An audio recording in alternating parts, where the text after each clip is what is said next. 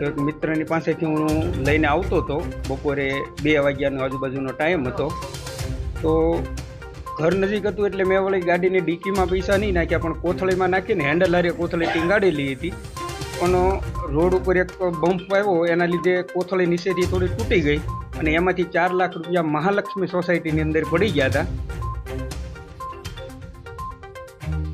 આ પૈસા કોઈને હોય તો આપણે પરત પાછા આપી દેવા, આપણે રાખવા નથી. કોઈને હાથમાં દુબાઈ એવું નથી કરવાનું.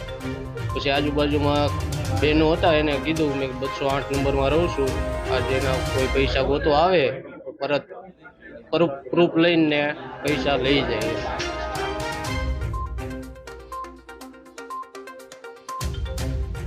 મિત્રો, આ એક સદભાવના, પ્રેમ, કરુણા, તંદુરસ્ત સમાજની નિશાની રામ દરેકના દિલમાં વસી રહ્યો છે.